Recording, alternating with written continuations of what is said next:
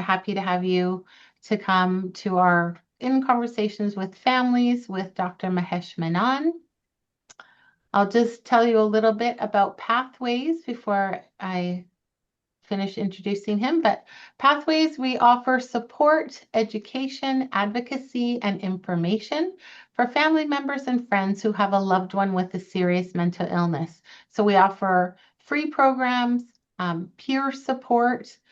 We have trained peer support volunteers. We have trained NAMI family to family leaders, and we're very happy that we're able to offer the NAMI family to family program.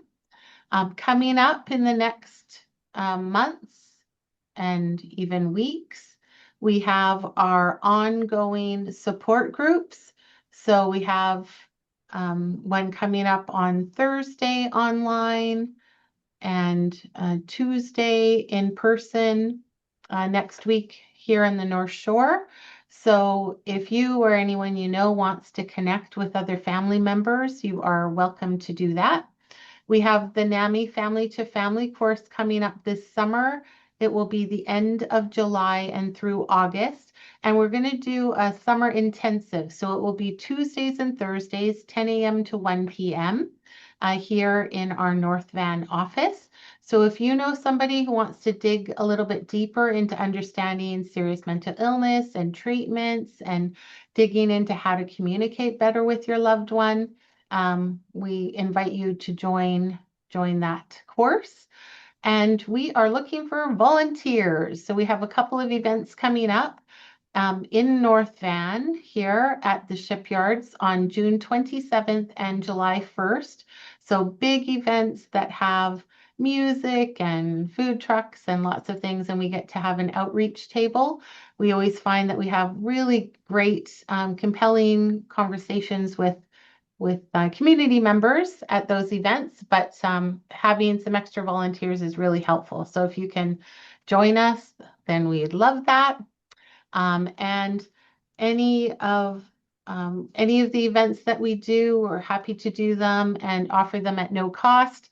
But if you are compelled to support us, we love that too. And you can donate right on our website with the Donate Now button. That's the next slide there, Aurelia. Yeah, we usually did. Yeah, okay. Oh, at the end? Okay. Yeah. So as we get started here, again, welcome everyone. We have people calling in from Kelowna, from all around BC, and we're so happy to have you here. We're so happy too to have Dr. Mahesh Menon, clinical professor and co-head of the schizophrenia program in the Department of Psychiatry at UBC. He's back again to give us an update on the research that he is doing with him and his team at the UBC PSI-FI lab. And so we're just very glad to have you and to hear what's happening. So welcome, Dr. Menon, and thanks so much for being here. Thank you so much, Liz. Thank you, everyone, for coming out. I wanted to use this as an opportunity to tell you a little bit about some of the ongoing work in our lab, but also I think it's always helpful just for us to think about um, uh, how some of the work that we do kind of fits into the larger kind of recovery trajectory as well. So I'm going to share my screen. Um, are you able to see a very pretty picture of UBC on your screen there? Okay. So uh, this is kind of building on some of what I had spoken to you about last year. And it's really kind of for us to think about this idea of kind of an integrative model of psychosis, as well as kind of the role of the different types of interventions in the recovery process itself. So as we start off, I want to acknowledge that I live in Vancouver, which is the traditional and unceded territories of the Coast Salish peoples, including the Musqueam, the Squamish, and Tsleil-Waututh nations. And I'm grateful for the opportunity to be here and work here. So what I thought we could do is talk a little bit about these different levels of understanding of the illness. Some of my work back when I used to do neuroimaging work was around kind of one hypothesis of psychosis called the aberrant salience hypothesis. We'll talk a little bit about the psychosocial factors and how that can lead to some of the research that we are now doing around the clinical interventions that go along with that. So I work as a regional lead with Vancouver Coastal Health within the regional mental health and substance use programs. And I also work at UBC. I'm a clinical professor there, and I have a lab. And because I'm a huge nerd, we call our lab the Psychosocial Interventions for Functional Improvement, because that's a real kind of focus for me and an interest for me, that we're not just about recovery as like symptomatic recovery, but really functional improvement so that we can kind of do more in our life. Sorry, I'm just going to bite my mouse. Um, and Also, it means that the acronym for my lab is the Sci-Fi Lab, which is just kind of a testament to my overall nerdiness. So, when we think about schizophrenia spectrum disorders, really most mental health conditions, we can kind of think of it as different levels of explanation in some way. And I think this is perhaps a good way to think about it. So we recognize that there are changes in the brain that happen at a very basic molecular level, which leads to changes in, how the brain kind of speaks to each other at the level of neurotransmitters and neuroreceptors. And further downstream from that, that can change, have an impact on how different parts of the brain communicate with each other. This is kind of what we think of as the sort of brain networks themselves.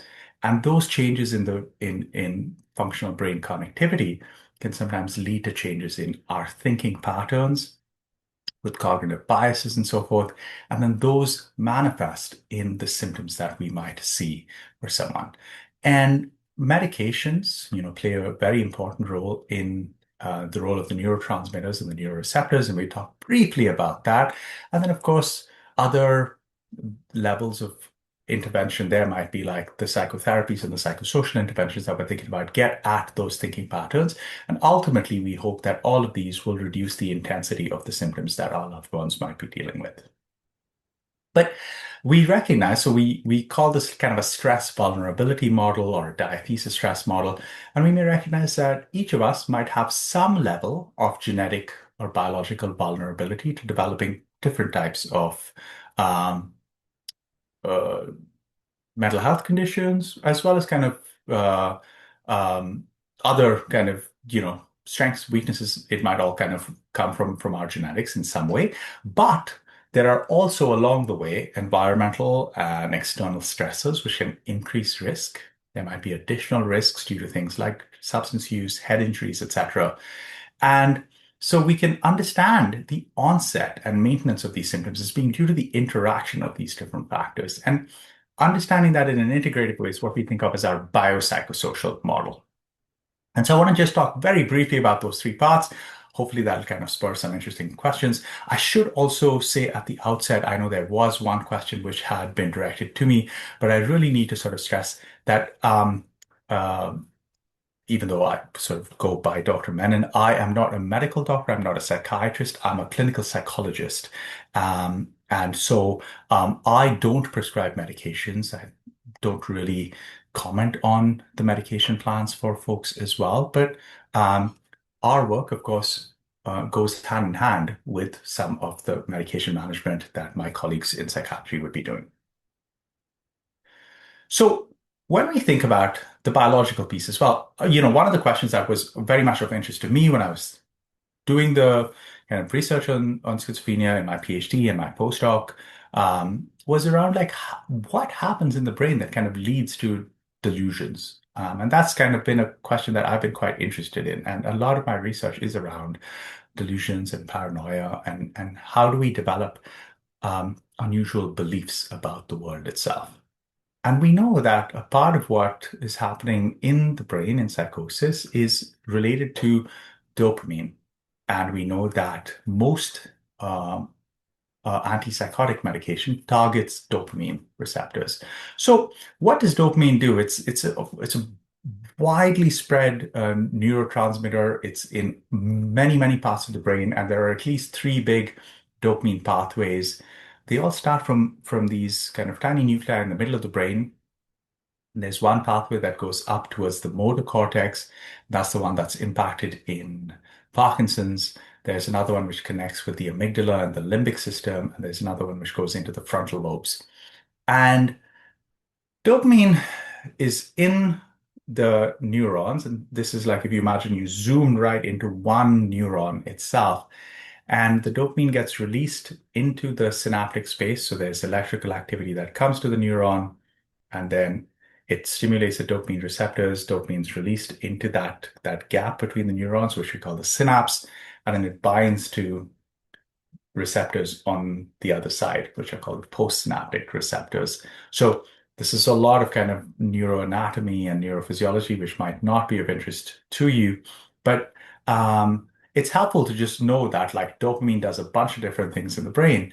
And we know that from neuroimaging, this is work that was done by one of my mentors at CAMH in Toronto named Kshitish Kapoor, that uh, antipsychotic medication binds and blocks some of those dopamine receptors in the middle of the brain itself. And we know that the amount of blockade is related to the antipsychotic action itself that it has. So a question to ask is, what happens in psychosis? What does dopamine do that might cause us to like develop delusions? And why does blocking dopamine kind of reduce the intensity of those delusions? So I'll try to talk you through one way that I make sense of this explanation, and I hope it'll help you to kind of at least understand some of what we're thinking about. And if it doesn't fully make sense, that's okay. I'm happy to answer any questions as well. So we often think about dopamine as a sort of reward neurotransmitter. We often say like, oh yeah, I got a dopamine hit from that, right? That's kind of like the shorthand for it. And this is from like work that's been done in sort of animal models. For instance, this is like, in a monkey or a rat, what they might do is kind of put in a very, very tiny probe into the brain and look to see what happens, what causes those dopamine neurons to fire. So what they found initially was that, like if you give the animal a reward, those neurons fire in response to the reward. But then let's say you were teaching the animal a simple conditioning task. So in this case, when a light goes off, you get the reward. What you find is that as the animal learns that association, like, oh, that is a signal for the reward, then what happens is that those dopamine neurons start to now fire when they see the cue, um, more than even when they actually get the reward itself. And when it's essentially like a way of like learning that association between this cue and the reward. And then when the cue happens, the light comes on and you don't get the reward, then there's a change in the firing pattern itself.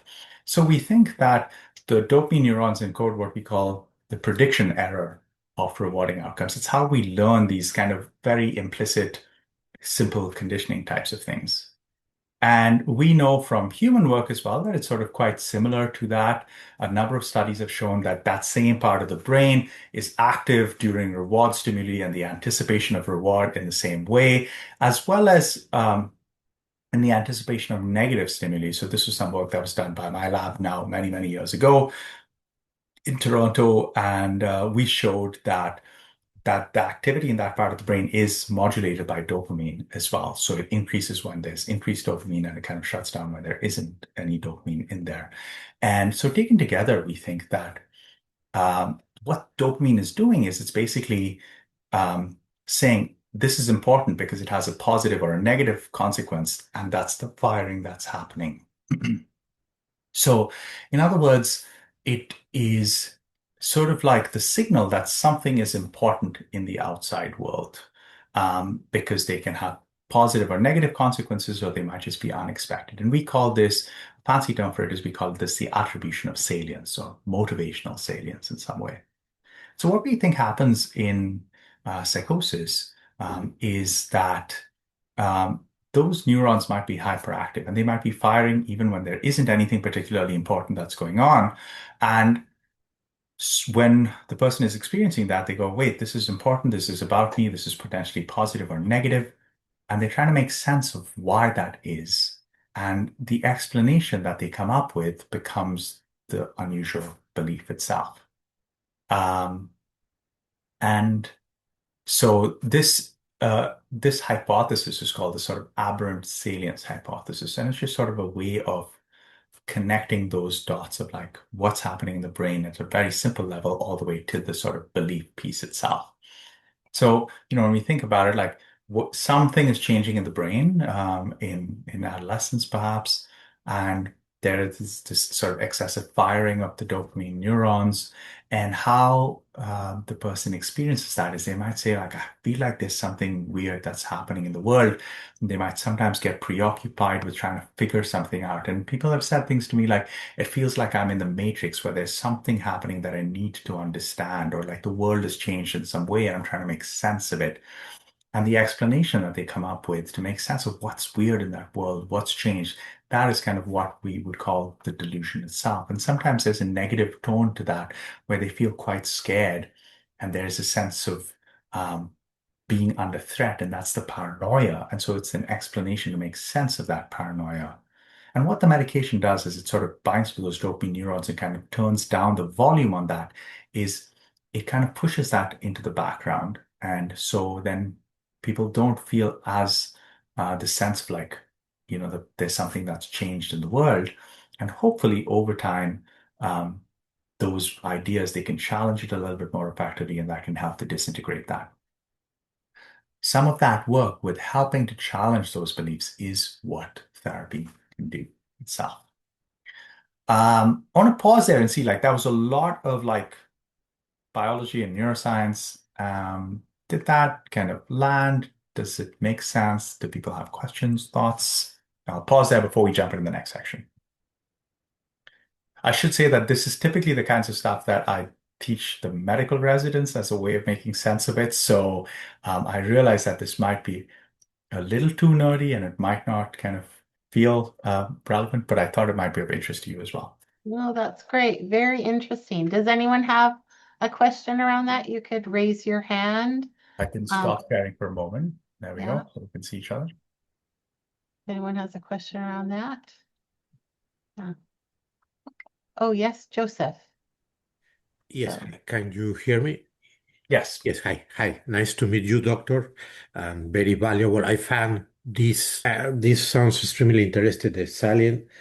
How could we connect the last chart you presented with that being that is continuously there, making her laughing, and Yeah. she could not contain the jokes and all that.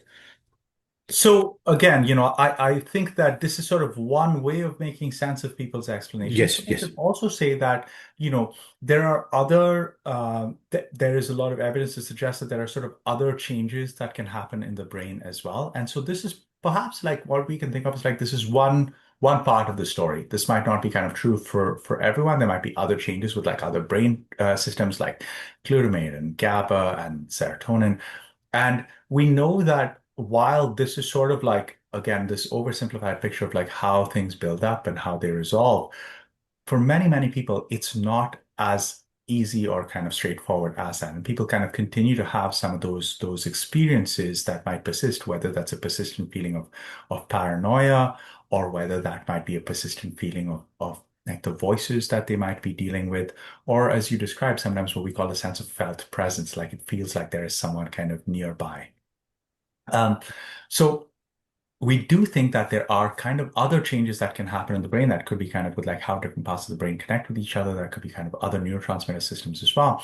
But I think what I want to suggest that for family members as well, this is just sort of one way to make sense of it. And then if we have questions about like, why might we take medications? This may be one way to sort of like for us to think about it, which may sometimes be then easier to kind of talk to our loved ones about it as to what it might be doing, right? So the medication doesn't change our beliefs. It might not change our sense of paranoia per se, but it can actually like make us at least push some of those ideas which feel very much in the forefront to feeling less important. And sometimes it also has an anti-anxiety effect as well.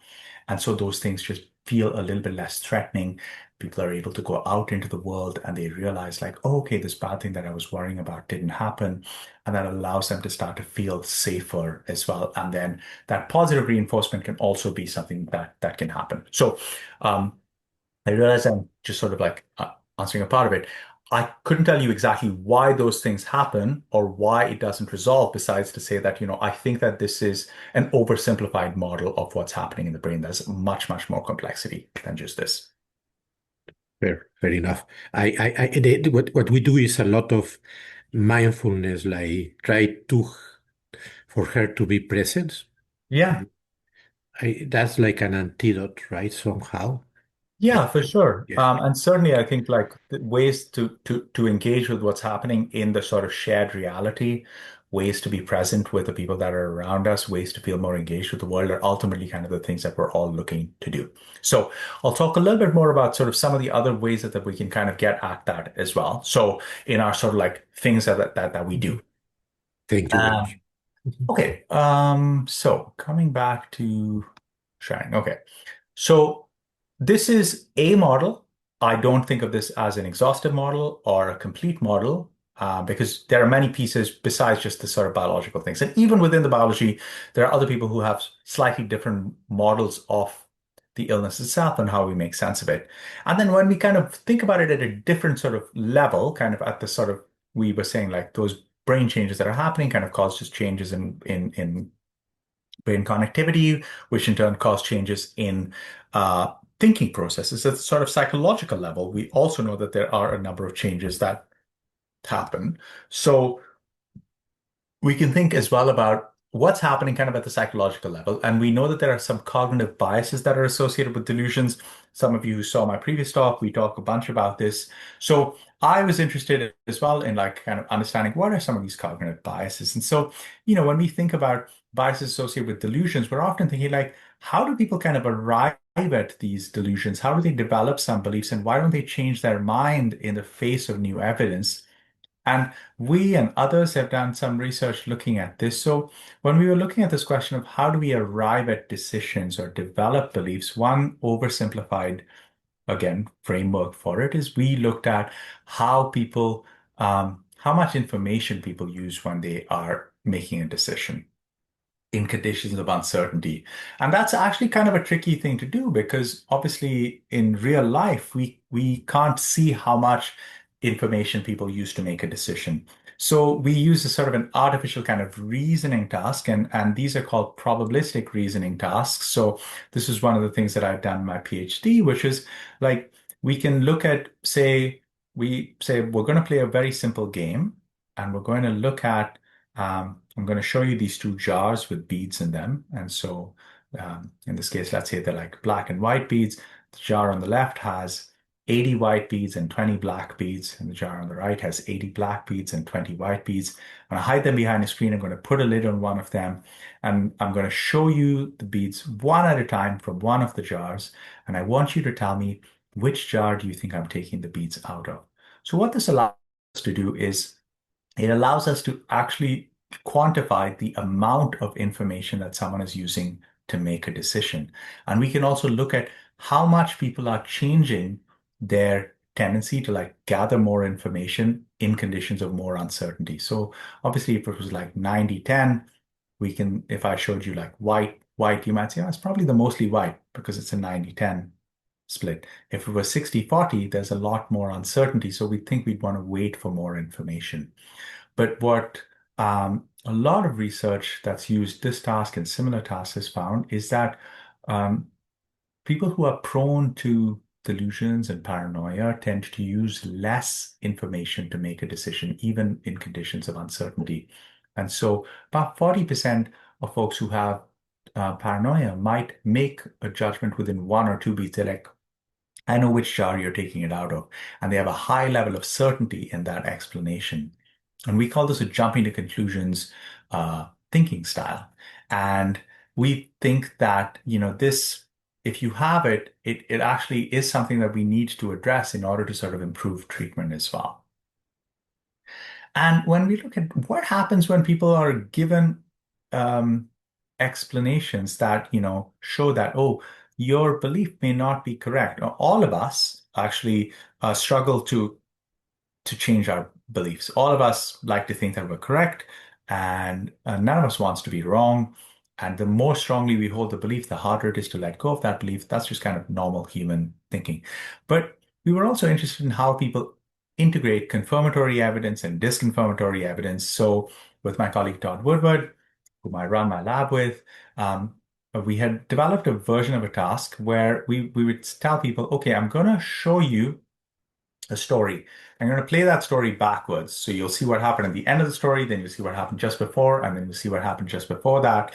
And here are four explanations for what's happening in this situation. And I want you to tell me what is the most likely explanation here. So when we look at the scene, you're like, has the man built a fence? Yeah, that's possible. Is he shopping for a guard dog? I guess possible. Has he escaped from the barking dog? I guess, but it doesn't seem too likely. Or he's playing with his neighbor's dog. You're like, oh yeah, that looks like he's playing with his neighbor's dog. So we have some idea of what's happening here. Then we say to the person, okay, I'll show you what happened just before that. And I want you to increase or decrease your confidence in each of those. So people make a rating out of 0 to 100 of how likely they think each of those explanations are. Then we present them with more information. And then we say, okay, you can change your ratings now. You can increase your confidence or decrease your confidence.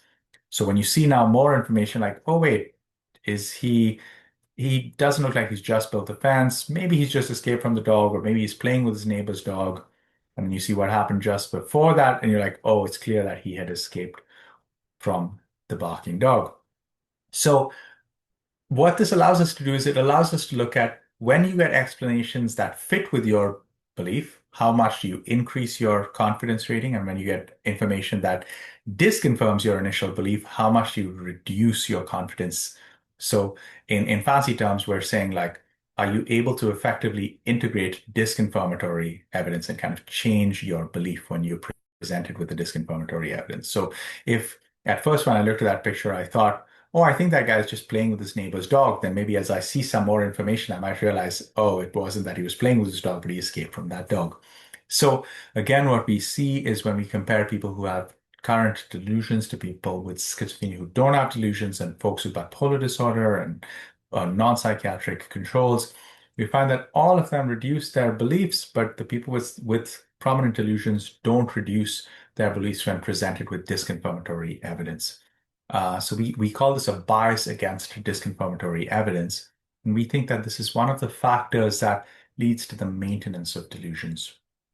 So because what might be happening is that the disconfirmatory evidence isn't getting integrated and they're not able to update their belief. And so these two biases, the jumping to conclusions bias and the bias against disconfirmatory evidence, we were very keen to get our patients and clients to understand how that might be playing a role in their lives. And so Todd and another colleague of mine, Stefan Moritz, who's a psychologist that was based in Germany, who was here many, many years ago, did some work here in Vancouver with us. Todd and Stefan developed what was initially kind of a knowledge translation exercise, kind of workshops and talks like this one. And the positive feedback from people who'd had these experiences and from families, they said, I can really see how this is playing a part in my loved one's life. It led Stefan to really say, okay, let's try to develop a clinical intervention out of this. And so he took that knowledge translation and made it a series of sort of experiential activities that became what we call metacognitive training for psychosis. And it's a CBT-based intervention as well that really highlights how these biases might play a role in people's day-to-day lives and get in the way of their making sense of the world around them. And there are a number of other cognitive biases which have been associated with paranoia and delusions or schizophrenia more generally, which might include things like difficulties with theory of mind, understanding what someone is thinking, what we call a personalizing attribution style. So when something goes wrong, we think someone is doing this to me personally. An over anticipation of threat, we think that something bad might happen.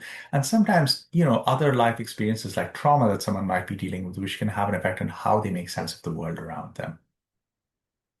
And this sort of also leads to a sense of like what we think of as like people's social environments and what might be environmental factors which are associated with psychosis. And I realize that when I'm talking to a family group like yours, that all of you have been very involved in a positive way in the lives of your loved ones. And I think it's really important for me to sort of stress that this is a very important protective factor. But we also recognize that for many people who are dealing with psychosis, there are kind of psychosocial stressors, as we call them.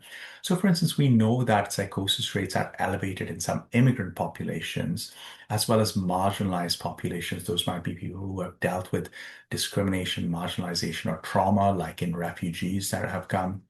And we also know that kids who have dealt with bullying for instance, are at an elevated risk for psychosis as well as other mental health conditions. And there are sort of direct and indirect effects because bullying can lead to greater isolation, and it can also lead to people feeling bad about themselves, people feeling unsafe in the world. It can increase the chances of them using substances as a way of coping. And it changes kind of at the brain as well, like kind of how much we orient towards threat as well. So we think that, these psychosocial factors can also play an important vulnerability role in kind of increasing the chances of developing psychosis. So taken together, it's this biopsychosocial model. Like things can happen at different levels. For some people, it can be neurodevelopmental. Some people can have like kind of brain development issues. Some people may have social challenges. Some people may have cognitive biases or cognitive difficulties. For other people, they may just have a greater response to external stresses. And we know that these difficulties overlap. And one way that we can make sense of it is, we someone who may have a low biological vulnerability to it might be able to have a lot more stress. Someone else who has a much higher vulnerability for whatever reason, it might be a little bit of stress that can kind of tip them over. And those stresses can be more psychosocial stresses, or they can be kind of biochemical things like substance use or whatever the brain changes are happening there. And so all of these things are sort of interacting with each other. And so when we think about the recovery, we can think about like helping our loved ones kind of manage stress, feel safe, feel connected. It can also be addressing some of those thinking patterns through metacognitive training, like I was talking about, or cognitive therapy. It can involve addressing attention, memory, and those sorts of interventions through cognitive remediation, the medication piece, as well as kind of trying to target the brain networks with neurostimulation techniques like TMS, ECT, and some of the newer subtle ones like transcranial direct current stimulation, etc. And so we hope that, that all of these are really going to get at change. But at the same time, we need to recognize that, yeah, there are barriers for many, many people, which are actually related to the illness itself. So one of the really unfortunate things with schizophrenia spectrum disorders is that there are many people who their symptoms act as a barrier towards recovery for different reasons. So when we can understand these barriers as being a part of the illness rather than like a willful like resistance to treatment, I think it allows us to have that compassion for people. And this is, I think, much more true of caregivers than family. I think family, we love our family might be dealing with these difficulties, but this particular way to say like, let's understand this through the lens of these barriers which are related to the illness. This is also a slide which I use much more towards like, our colleagues within the health system to say like, this is important. And there are many barriers that get in the way of people being able to engage with treatment and engage with change. And these might include things like what we call anosognosia, which is a lack of awareness of that they have an illness, negative symptoms, cognitive symptoms, trauma. And I'll talk briefly about these. So anosognosia is a condition that is seen often in other neurological conditions like strokes, dementia, where the person might not recognize that they have an illness per se. But it is also something that happens in psychosis. And it's not a denial of the illness, it's just a lack of the awareness of it. And we know that what can happen here is that, for instance, for someone like with a stroke that has anosognosia, they might say, oh no, like they might be paralyzed on one side, but not recognize that they have a one-sided paralysis. And it's not that they're in denial about it, it's just their brain isn't processing it in that way. And similarly, for someone who might be struggling with anosognosia in psychosis, they might hear a voice, but they might not be able to consider the possibility like, oh, this is my brain that's kind of causing me to do this, or this is something that is happening, which is an illness, and it might feel like it's happening for a different reason, or and that those beliefs might also be kind of coming from that lack of awareness that they have of schizophrenia itself. And so often when we're talking about this, we also need to recognize that, again, we were saying like this belief that they have come to is a way of making sense of their experiences. And when if even I, as a well-intentioned clinician, say to them, look, this is incorrect, none of us want to be wrong. And also, there is this heightened sense of threat that someone might be feeling if they were dealing with paranoia, for instance. So that could make it also harder to consider an alternative explanation. So often what I tell my students and clinicians that I'm working with is that when we think about belief change, it isn't about kind of someone being right or wrong, but rather it's about helping our loved ones realize, or our clients realize, that it is about being unsafe versus being safe. And so if we recognize that there is a different way of seeing what's going on for us, it might allow us to feel a sense of safety and be able to sort of take back a little bit more in our lives. For those of you who are interested, there is an incredible psychologist named Javier Amador who has the LEAP method. I'm sure that this is something which has come up a lot because it's a way for family members to talk to their loved ones who are struggling with psychosis. So I'm sure you've heard that name before, but he's got a wonderful talk where he talks about the experience of anosognosia and what that might feel like. And I'd encourage you guys to check it out. I found it really deeply moving and really powerful. We also know that another barrier to engaging with treatment, to change, as it were, can sometimes be negative symptoms that someone's dealing with. Again, this is a core part of the illness itself. And we can understand the negative symptoms being due to like biological factors where, there's a loss of responsivity in that reward system, the dopamine stuff that I was just talking about, as well as kind of like some psychological factors, like where people don't feel like they can make positive change in their lives. And there is this sense of like amotivation and apathy that can come from that. So what we do when we're engaging in treatment for the negative symptoms is to find ways, rather than talking about how good it might be if we do something, to find ways to have those little experiences of pleasure and highlight those experiences of pleasure and success in the person's life and help them to see that they have the capacity to make some of those, even if how intensely they experience it might be a little bit muted compared to how it was before. So it's really almost like training our brain to re-engage with challenging tasks and training our brain to like experience pleasure a little bit more, and kind of like almost think about the pleasure system as something that is atrophied, that we are working on together to sort of like strengthen like a muscle that we might through engaging in pleasurable and challenging activities itself.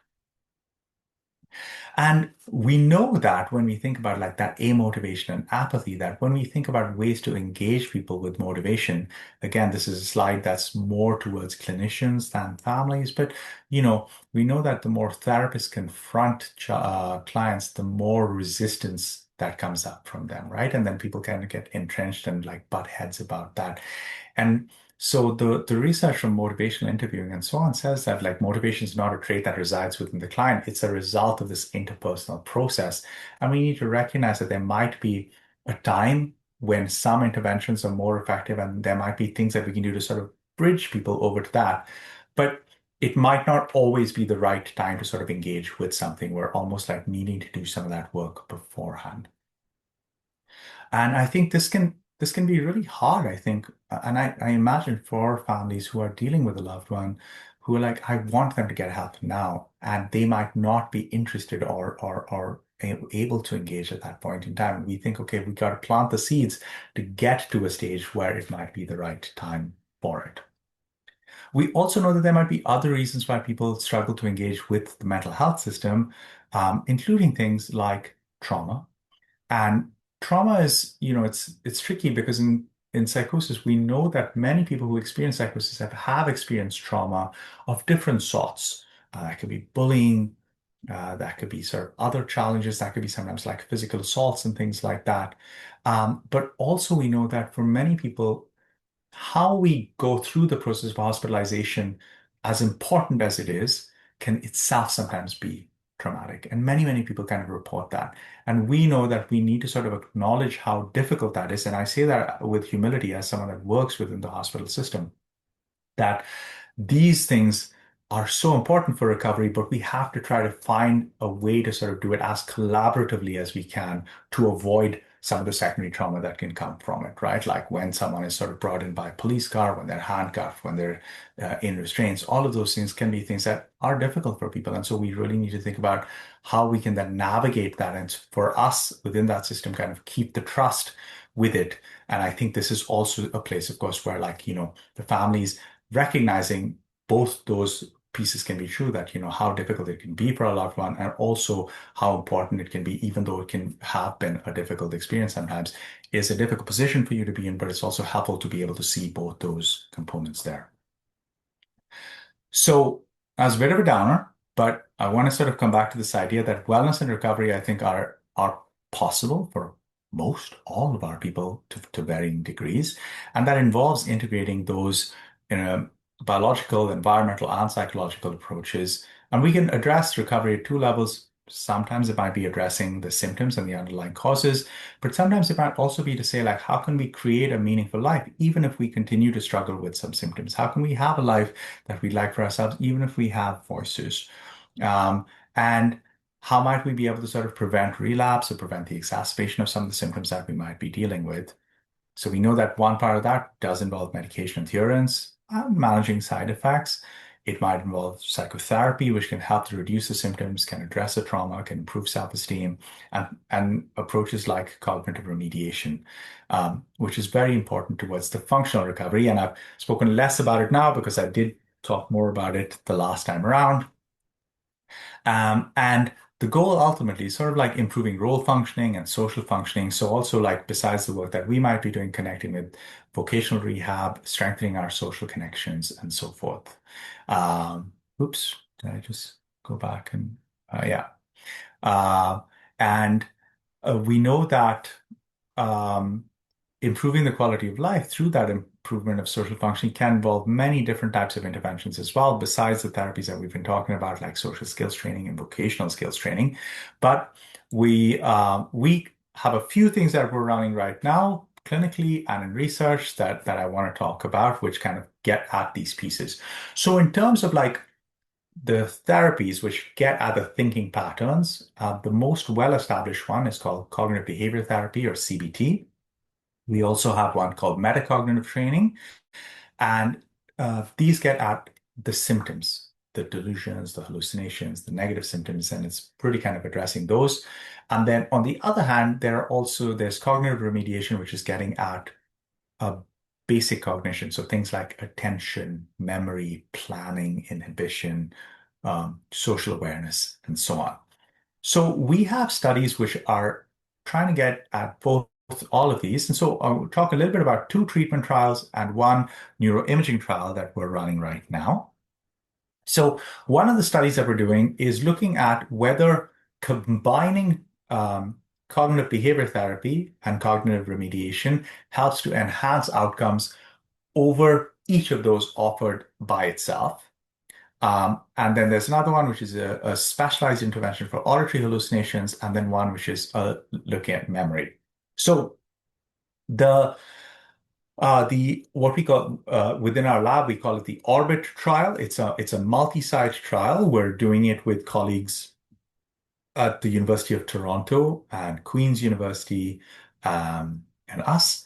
And what it is a group cognitive remediation, as well as an individual one-to-one session, and then the research pieces itself.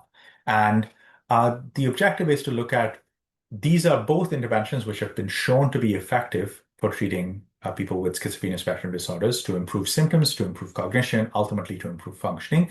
And what we're looking at is whether combining these two will enhance outcomes over either one. So it's a 6-month trial where participants meet with a therapist twice a week, once a week as a group, once a week individually. And then we do research sessions before the group start at the 6-month mark at the end of treatment, and then 6 months and 1 year later. And the cognitive remediation, like I said, kind of gets at computer exercises, which are meant to almost act as a brain gym. And in addition to doing those computer exercises, we talk about how do we bring these strategies to real world activities and think about bringing like those skills towards the goals that are of interest to us. And cognitive behavior therapy looks at like getting people to increase their awareness of like their thoughts, their beliefs about the world around them, and to challenge some of those beliefs and kind of engage in more productive ways with the world outside. So there are three arms to this study. One would be where you might get just CBT and a sort of a version of cognitive remediation, which is not as like challenging for our memory and attention and so forth. The other one is cognitive remediation, which would be kind of getting at all of those pieces, but not the CBT, a different type of therapy. And then the third would be the combination of both those. So everyone gets at least one intervention, and some people will get two interventions, but we think that everyone will benefit from it. The question for us is like, are there additional benefits from when there are things that are being combined? The therapy sessions are, of course, free of cost, and they all happen virtually. So you would be doing them by Zoom from home. And there are those assessments that I mentioned. And because those assessments are not helping the participant, they're helping us with understanding the research outcomes. We pay participants for doing those. So we pay them $30 per assessment. And those are also done on Zoom. So they'll be done through colleagues at the University of Toronto. And it's open to anyone between 90 and 65 who may have a diagnosis of schizophrenia spectrum disorders. No diagnosis of an other kind of neurocognitive disorder like a learning disorder or a brain injury, and no CBT or CR in the past 6 months. But if you have had those in the past 6 months, check with us anyway. We can put you on the wait list so that you can kind of start outside of that window. The other trial that we're running is a study of what's called avatar therapy. And this is a treatment approach that was developed by some colleagues in the UK. And what it is it's for people who have a persistent voice that they are struggling with. And they have a relationship with that voice. Oftentimes, the voices that people are dealing with tend to be quite critical or threatening or mean. And what we do is help to create an avatar that looks like and sounds like the voice that the person hears. And we hope to teach them the skills to like around assertiveness, self-compassion, self-esteem, to learn to stand up and deal with the voice in a slightly different way than they might be habitually doing. This one's a briefer trial, so we will do sessions over about 4 months, once a week, but this is an in-person session, and we do assessments before and after and then delayed. So you come to our lab at UBC, these are my students kind of modeling what it looks like. And we see the avatar in a room, and the person learns to sort of respond to it. So initially, the therapist, we talk about what the voices are saying. The therapist will say those verbatim to the patient, and the therapist can speak as themselves or as the avatar, so they can repeat it, and the person can learn to stand up in a way that feels good for themselves. And then also start to have maybe longer dialogues with the avatar, and sometimes maybe corrective experiences, like because a therapist controls the avatar. In this case, a therapist can, as the avatar, can apologize to the patient, maybe back down a little bit, allow the person to feel more in control. And we get recordings of those that they can take back with them, which can be powerful for someone who's struggling with the voices to listen to, and hopefully be reminded of how they want to respond to it as well. So we're partway through this trial. This is a smaller trial, and it's again the same for anyone with a schizophrenia spectrum disorder. We we don't want like any sort of significant substance dependence at this point in time. We recognize that people might have some virtual VR sickness, as it's called, similar to motion sickness, but we're happy to sort of test that out as needed. But the key thing is that this is really for a subgroup of people who have a persistent dominant voice that they've been struggling with at least over the last 12 months despite taking medication. And as I said, this is an in-person trial that happens at our lab at UBC, and we can pay people for the research sessions that they do 4 times, which again is $30 at a time. And finally, the third trial I want to talk about is just an fMRI study that our lab is doing, which is to help us understand what happens in the brain when people are trying to make some of those associations in their memory. So kind of getting at specific aspects of memory which are related to what we call episodic memory and how we make sense of the world and the stories that we tell of what's going on in our lives. And it's really important because memory is a very important predictor of how people are able to function in their day-to-day lives. And so this is just a sort of a one shot. We do 2 sessions. The first session, someone comes into the lab. We do some screening as well as some memory testing. The second session, they come in, we finish some of the testing, and then they go to the lab and they do some fMRI tasks in the MRI scanner, and we give them a picture of their brain. So this is not a clinical trial, but it's really an important research one, and some people would love to be able to see that and be part of research.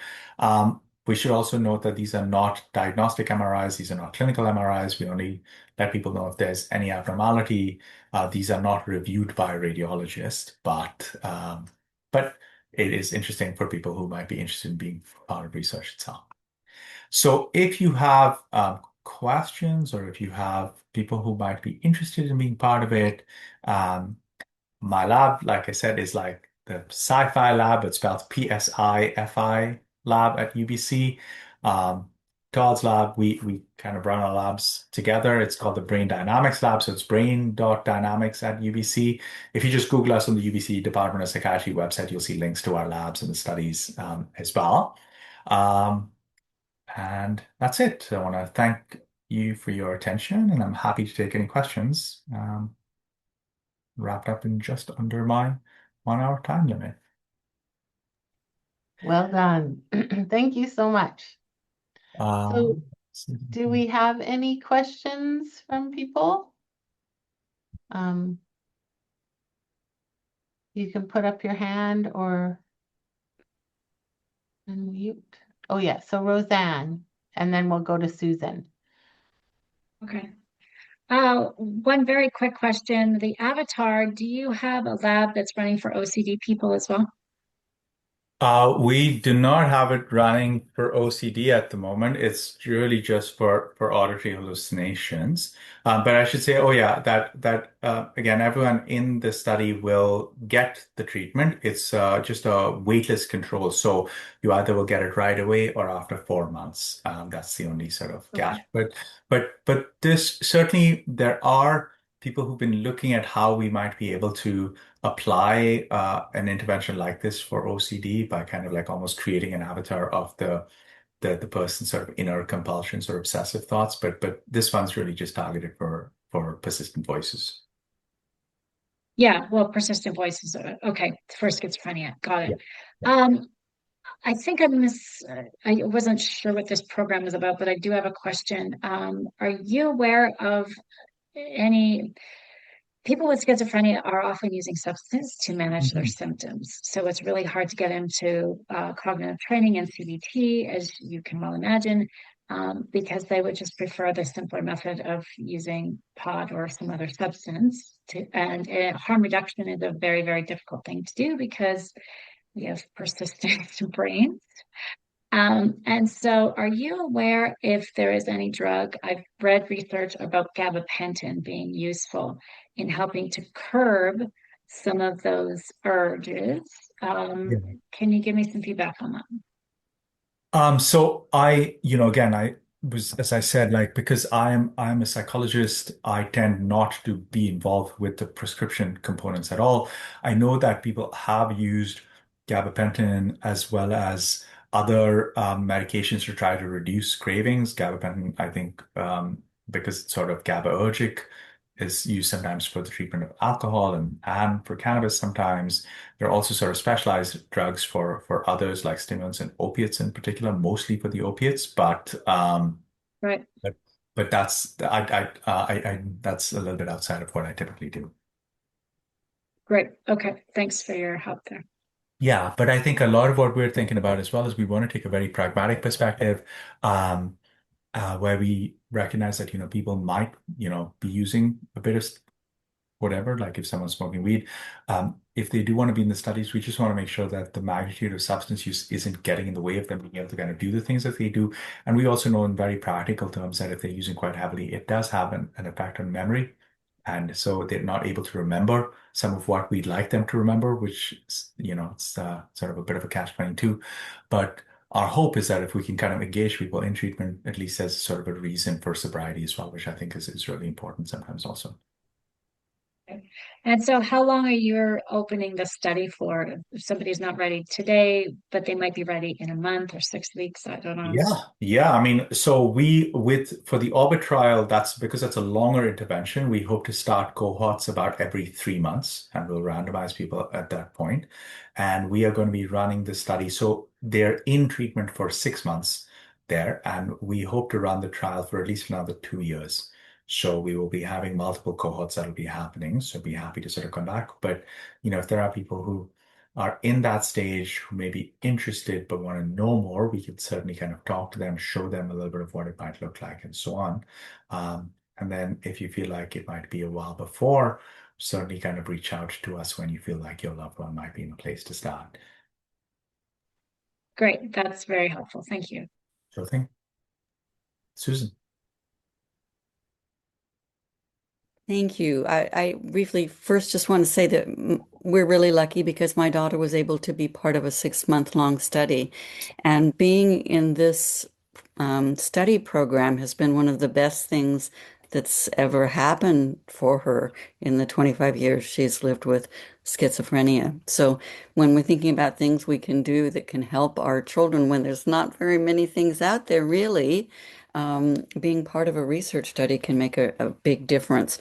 What I wanted to ask about, and I realize it's not exactly the topic, is that because we don't have any good public mental illness literacy campaigns, many of us don't hear about for years that this thing that we've been witnessing but haven't made sense of, which is there's real cognitive losses that have occurred with concentration, problem solving, judgment, working memory.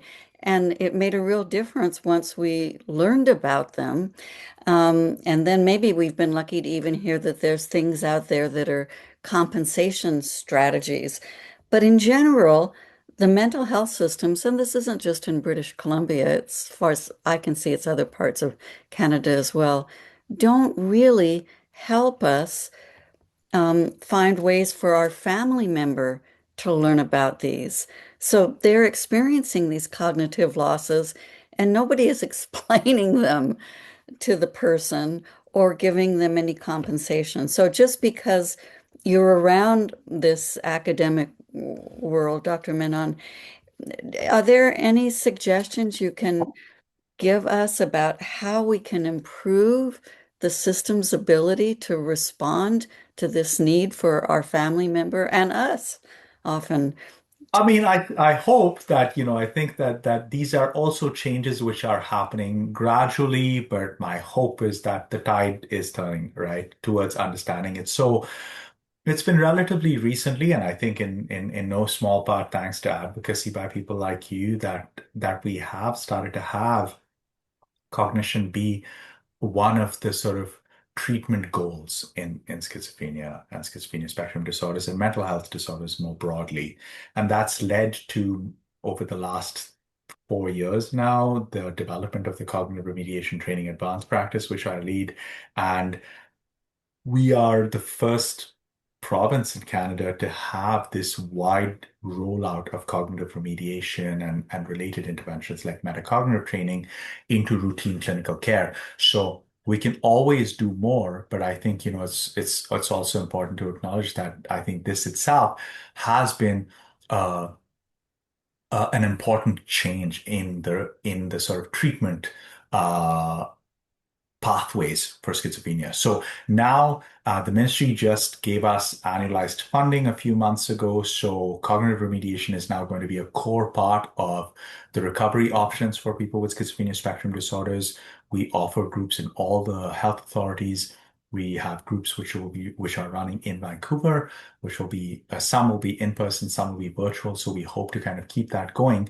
And our hope is that as we're able to demonstrate the effectiveness of these interventions, we're able to kind of get more funding or kind of get more people sort of to buy into doing it. So we certainly have a lot of buy-in at this point from other clinicians, family members who've had their loved ones go through it, and a lot of like people who've done the groups themselves are like good advocates for the program itself, which has been really wonderful to see. So over the last 3 years, we've had now 850 people go through the program across the province, which is really quite remarkable. I mean, I do think I think it's sort of helpful perhaps to just think about like what are our functional goals. Mhm. And it's, sometimes I think like family members are in a difficult position where, we don't want it to be like a negative interaction that happens there. I've said to many family members, like if someone has to be the bad guy, allow us to be the bad guy. Like, if they don't like me and they don't want to talk to me, that's okay. They can meet me for as much or as little time as they need, but they need you in their lives for their whole lives, right? So I think if they have questions, if your daughter is open to talking to us about it, we would happily kind of meet, talk about the different trials. And if she feels ready to do that, we're happy to take her on. If she wants to think about it and kind of come back to us at a later point, that sounds good also. So you can have our contact information. Just always reach out when it feels like the right time. So we do recognize, again, like therapy, if there's a really bad joke, which is, how many psychologists does it take to change a light bulb? Just one, but the light bulb's got to want to change is the joke. And the idea is that, we recognize that like sometimes unlike taking a medication where someone can be forced to take a medication, we can't force someone to do therapy because a lot of what we are asking people to do is to do a lot of things of their own motivation, right? Whether that be practicing the computer activities, whether it be kind of trying out these new ways of engaging in the world. So I think that does take a little bit of like finding the right time when someone feels ready to take those steps. And so we can help, we can talk to them about it, we can kind of show them what might be helpful. Mhm. Yes. Yeah, Excellent. Thank you. Shirley. Thank you. I have to say that I'm extremely disappointed that my daughter didn't follow through on her initial application to your program. But I see that now you have, well, she's going to do what she's going to do, right? And she's doing really well in every other way. So I cannot complain. I'm happy with how she's progressing. But you talk about 850 people now have gone through the program. And I was Mhm. wondering when you might feel that your results can be shared. And because if your colleagues are already beginning to adopt the treatment profile for some of their clients, maybe we could access the program that way. Absolutely. And so, Absolutely. yeah, I know that she went through a lot of CBT and so on when she was at Redfish, Mhm. and it was a wonderful place for her, and she's come a long way. And she, in many ways, will chastise me if I get a little annoyed at other drivers. She'll say, "Oh, manage your emotions, manage your anger," just to. I don't know whether she's doing it to provoke me or to try and soothe my nature. But anyway, I just wanted to ask when we might get some results. Yeah. So, I mean, of course, disseminating these things into the broader world is an ongoing task. So, we I didn't sort of show too much of the details because I had actually shared some of this last year when I spoke to Pathways. But actually, we've got robust effects. We've been able to show that cognitive remediation improves cognition across the board. It improves people's abilities to engage with the goals that they set out for themselves at the start of the group. It also helps people feel more confident in their cognitive abilities, feel like they've made progress in their recovery. And surprisingly to us, it also had a really positive effect on symptoms. So people actually felt a little bit less paranoid, a little bit less anxious, a little bit more confident in the world. I think because they felt like they were able to engage with it. So that was a really pleasant surprise for us. And some of these benefits, particularly, we only looked at the self-report measures, but we were able to show that those benefits continued at 6 months as well. So we kind of track those outcomes for the people who are going through our project because we use those measures for treatment planning. And we help the clients to understand, like, oh, here are some of the difficulties that you're dealing with, here are the goals that you want to work towards. Then at the end of treatment, we can kind of look at that together with them. So the clinicians, we have a wonderful group of clinicians who do that work with the clients, and they were able to sort of use, and I use that information to kind of understand the treatment a little bit better. So we've been able to show that it's been helpful. In the last year, we've also rolled out the metacognitive training program. And so these are ones in routine clinical practice. This is not happening in research. Everybody just kind of gets it through the mental health teams. They can get referred to our group. And so that's the sort of non-research piece that's happening as well. And the research stuff that we're doing now is the group plus individual CBT trial, which is separate from what's happening in the communities. It's a little bit different, it's a little bit longer, and it's really kind of with a subtle different goal for us to look at like whether the combination of interventions helps even more than each one of it in and of itself. Thank you. And oh yes, so I see, Sabina, your question, have there been successes or positive outcomes from participating in cognitive remediation? Yeah, absolutely. As I was mentioning that there, I think in terms of like the overall big picture statistics, it has been helpful. I think in terms of like people's individual stories, I've had the privilege to talk to like a bunch of different clients who went through the program. Of course, it's a biased sample because I asked the clinicians like, hey, can I talk to some of the people who've had a good response to treatment? And they've had like wonderful, moving stories about how it's kind of helped them engage with the world. I'm sure there are people for whom it's less helpful, but for the most part, I think the story that the data is telling us is robust and comforting to me because I want to make sure that what we're doing is not just evidence-based, but also like we're kind of trying to do right and try to maximize benefits to our clients itself.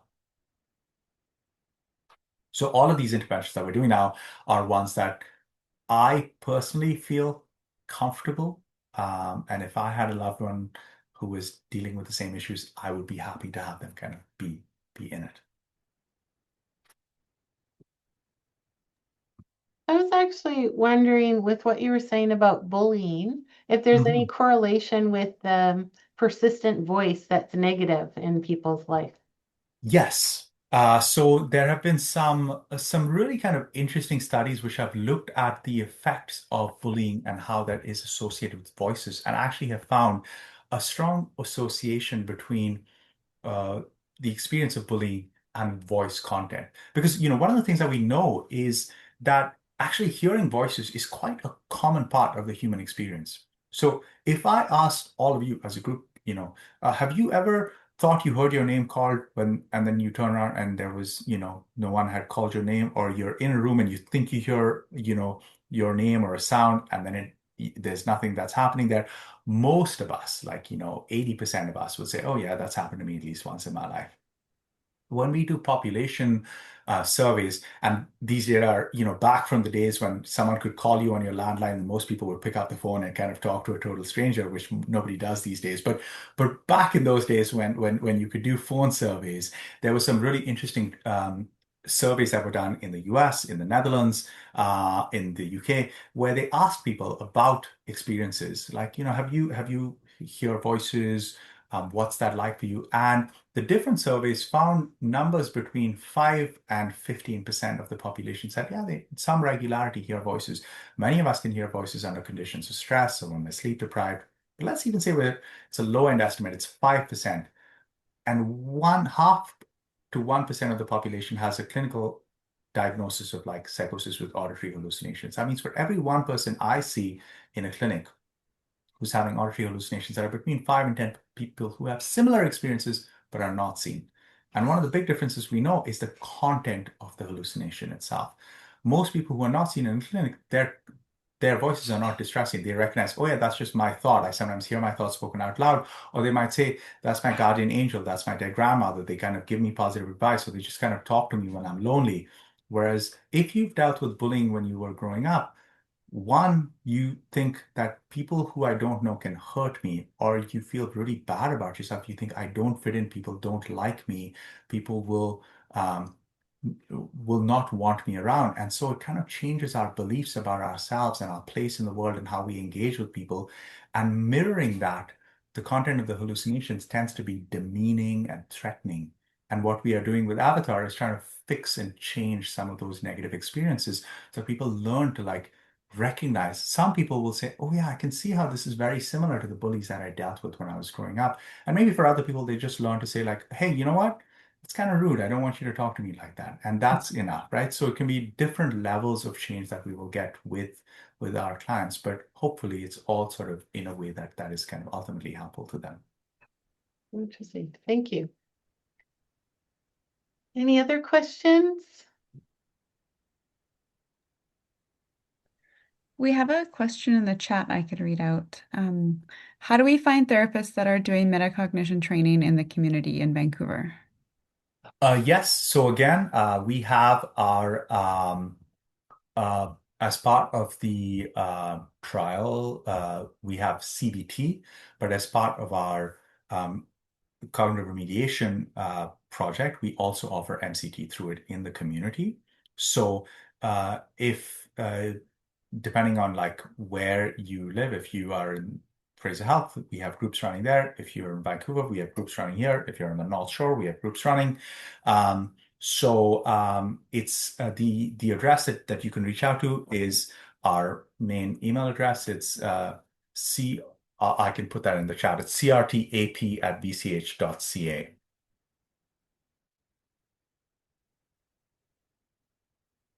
Which is the cognitive remediation training advanced practice. And it's part of the clinical service, so it would be free for anyone who is able to see our clinicians at PCH. So if you think that might be of interest to you or a family member, just give us a shout and we're happy to kind of take that forward.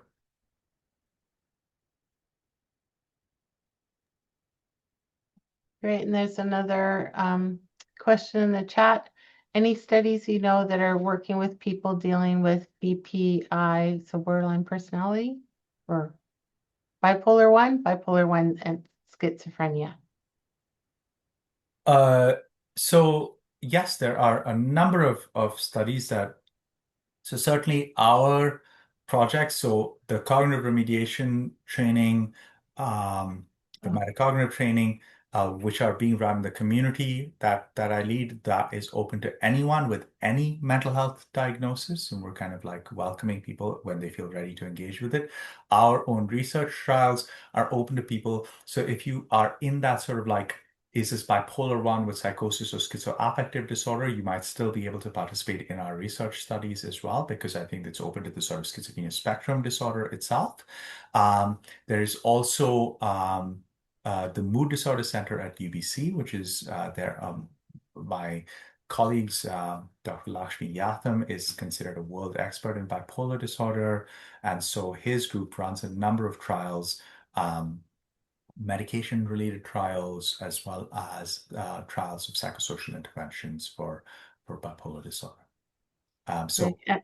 yeah, And I see Mari out. added to that too in the chat. So thank you for that.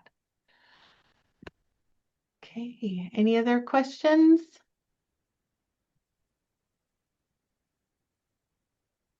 It sure has been great to hear an update of what's happening. Oh, so we have in the chat. My son is in the hospital for over a year waiting for a bed at UBC. How can I help him to find any therapist? Well, that's a hard one. That is a really hard one. I guess it depends on sort of where the hospital is. I know that, yeah, like you said, like, BCPP, we have psychologists. Not all the inpatient units have psychologists, unfortunately. There are psychologists in the community who work with people with psychosis. Unfortunately, it's private practice and it's not covered, but there are also psychologists who are there are people within the mental health teams who are able to at least offer some level of support. So from the Hope Center, you would still be able to sort of access some of the groups with EPI if you're connected to the early psychosis program. There are also some groups that are run at the Hope Center, but also if your son is able to do virtual groups, we offer the cognitive remediation and metacognitive training groups virtually, and so that those might also be the options for yourself.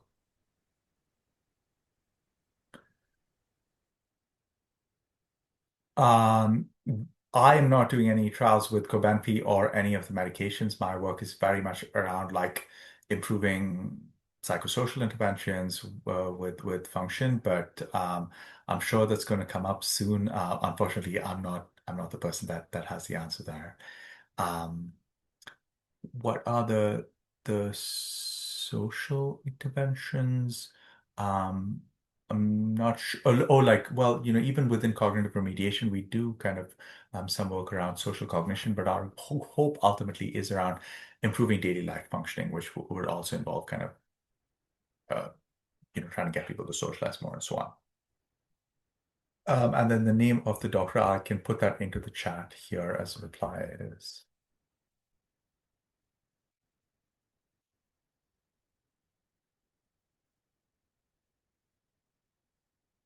But the UBC has an excellent mood disorders group as well. So the person who heads the Canadian network for mood disorders is called Dr. Ray Lam. He's based here. Dr. Lashmi Yatham heads the bipolar disorder group. And so there's a number of people doing really amazing work. And there's a colleague of mine named Trisha Chakrabarty, who is at UBC as well, who does virtual reality-based cognitive remediation for people with mood disorders, so both unipolar and bipolar disorder. So lots of different kind of treatment options. There's a wonderful psychologist named Erin McCulloch at UBC as well, who has a network for people with bipolar disorder and about really kind of focuses on helping people with bipolar disorder regain a sense of their identity and working around like improving functional outcomes. So she has a group called Crest BD. And yeah, so if you just kind of look at the UBC psychiatry page there, you'll see a lot of the labs and kind of links to a lot of those programs as well.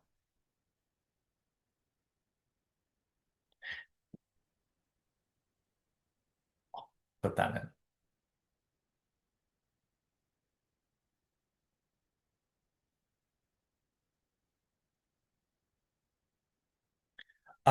The cognitive remediation, it's typically done in a group because we think it's really helpful for people to see what other people might be struggling with. It normalizes some of the challenges that we deal with as well. And people can learn from each other in a much more, I think, rich way than we do with just one person kind of talking to you. However, we recognize that one-to-one support is a really important part of that recovery process as well. And sometimes there are people who might not be ready for a group or able to do that in group. So we are able to sometimes provide that one-to-one piece as well.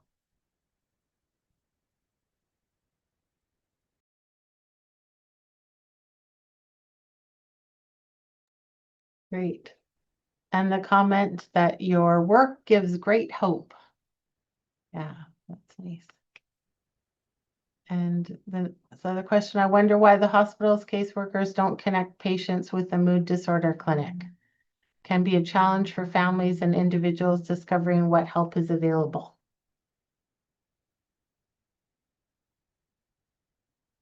Yeah.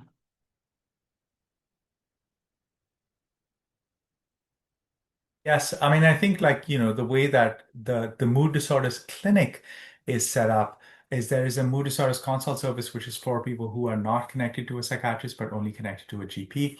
But a lot of these other pieces that we're thinking about are where we're thinking of clinical studies, which are research studies, which also have a clinical benefit. So I think those are a little bit different because it's the research end of things. It's a little bit kind of outside of the routine clinical care. And I recognize that that can sometimes be difficult for families to know or access. But my hope is that, through presentations like this, through organizations like Pathways, the BC Schizophrenia Society, we're really kind of trying to bridge those two worlds, and we're recognizing that research can help inform clinical practice, and what is happening in the clinic and what families can access can be enhanced through kind of being involved with the research pieces as well. So that's my hope for moments like today as well.